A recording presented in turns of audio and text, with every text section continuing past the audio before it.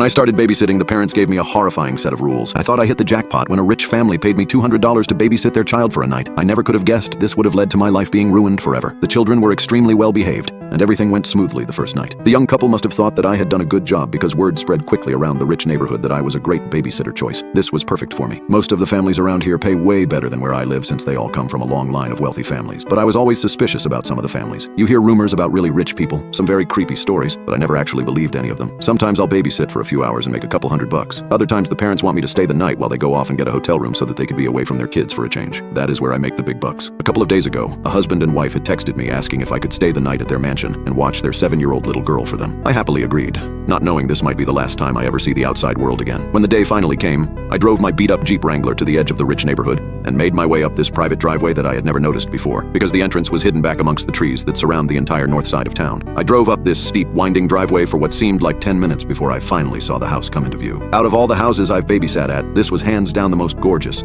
one I've ever seen. I hoped I would get some good money for this. I got out of my car and made my way up to the front porch where I knocked on this gigantic wooden door. A few seconds later, a beautiful woman in her mid-30s answered and introduced herself as Mrs. Collins. She called her husband down, and shortly after, an extremely handsome man, also in his 30s, came walking down the grand stairway, holding an adorable little girl in his arms. The couple seemed very anxious to leave, and even though they were both gorgeous people, I could tell that underneath all of their beauty, they were both extremely tired and haggard from having to keep up with their 7-year-old. They were obviously very excited about having an entire night to themselves and couldn't wait to get out of there as fast as they could. Before Mr. and Mrs. Collins left, however, Mrs. Collins handed me several pieces of paper and told me that she had written down a couple of instructions for me to follow throughout the night. She stressed to me how important it was to follow her instructions, and I assured her that I'd give them a look. I waved to the pretty young couple as they made their way down the driveway in their expensive Mercedes, and then closed the door behind me. I gave the instructions a quick once-over before folding the papers and stuffing them into my back pocket. I'll look at them later. I told myself how stupid I was to do that. Mr. and Mrs. Collins' daughter Samantha was a very nice young girl who warmed up to me almost immediately, or so I thought. We had spent the next few hours playing games and watching TV. After we finished our 5th episode of Teen Titans Go, I noticed that it was getting late and asked Samantha what her bedtime was. She shrugged, not really giving me an answer, which is when I remembered Mrs. Collins' instructions. I pulled out the folded pieces of paper and scanned through them very quickly when I saw the words, "Samantha needs to be in bed before 8 p.m. I checked the time to find that it was almost 7:45. "Well, it looks like your bedtime is right now." I said lift Samantha up off the couch so I could get her ready. She brushed her teeth and I tucked her into her California king-sized mattress. I told her goodnight and was leaving her room when she said something that stopped me in my tracks. "Don't forget to lock my door before you leave," she said. I stopped walking and turned back around toward her confused. "What do you mean, don't forget to lock your door?" I asked. "Why would I need to lock your door? What if you have to go to the bathroom in the middle of the night?" She looked at me innocently and shrugged her shoulders again. "She always locks my door before I go to sleep. She says she does it to protect me and herself. I don't remember what happens after I fall asleep, but Mommy says that I always try to leave my room at night, which is a bad thing." I didn't know what to say. What sort of parents would lock their child in their room at night? Mommy told me that she would leave instructions for you to follow, and locking my door is one of them. She said I had forgotten to read the rules. "Oh, okay, Samantha, I'll lock your door." Good night, sweetheart," I stammered. She gave me a big smile and rolled over in her bed. I closed her door and noticed that there was a latch drilled into the door frame that would allow someone to lock it from the outside. I closed the latch and then walked back downstairs so I could read the rest of Mrs. Collins' instructions. When I had first seen the pieces of paper, I was under the impression that they were just instructions that told me what shows Samantha is not allowed to watch or how to operate the surround sound. After I started reading them, though, I realized that I was wrong. I was completely and utterly wrong. I started reading Hello, Annie. "I'm so glad that you agreed to stay the night and babysit Samantha for us. She's such an angel, and I'm sure that the both of you will get along very well. I know that our house might seem old and scary, but don't worry because nothing bad will happen to you as long as you follow some simple instructions. Firstly, Samantha needs to be in bed in her room with the door locked before 8 p.m. Do not open up her bedroom door after 8 p.m. I repeat, do not open Samantha's bedroom door after 8 p.m. She will try to convince you to open the door in many different ways. She will cry, scream.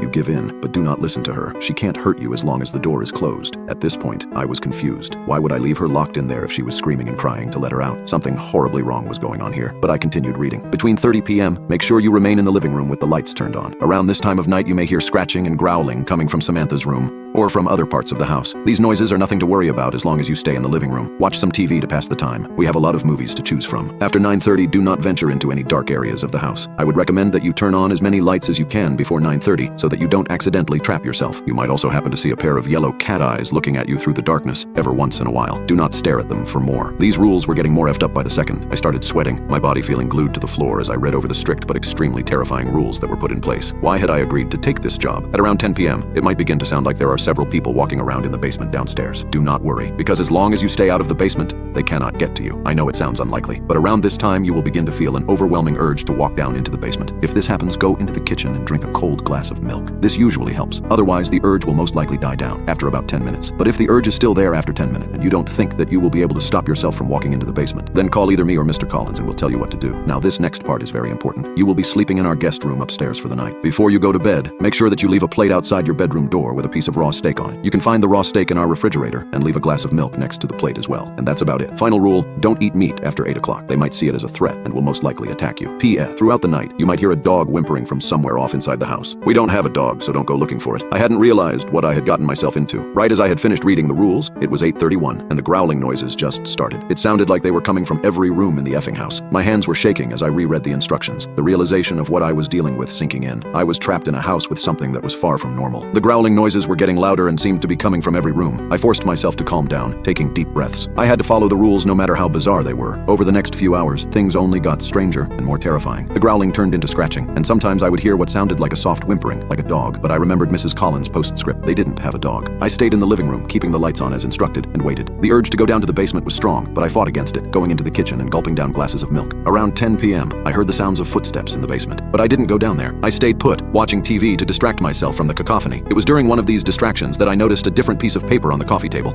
a sheet that had been tucked away under a magazine. It was a diet plan for Samantha, written in Mrs. Collins' neat handwriting. My heart skipped a beat as I read through it. It was a weekly meal plan, but it wasn't the usual fare: liver on Monday, kidneys on Wednesday, heart on Friday. It was a diet composed of human organs. My stomach churned as the horrifying truth hit me. Samantha wasn't just some ordinary child. She was something else. As the realization dawned on me, I heard a loud crash from upstairs. It sounded like a door being broken down. The noise was followed by the soft padding of feet on the staircase. Samantha. I could hear her humming a lullaby as she descended, her voice echoing through the eerily silent house. My heart pounded in my chest as I stood rooted to the spot, my mind racing. I thought back to Mrs. Collins' instructions, her insistence that I follow them exactly, but it was too late for that now. I had made a terrible mistake, and now I was about to pay the price. I could hear Samantha getting closer, her humming growing louder. It was then that I realized the horrifying truth. I wasn't here to babysit Samantha. I was here to feed her. I was the meal.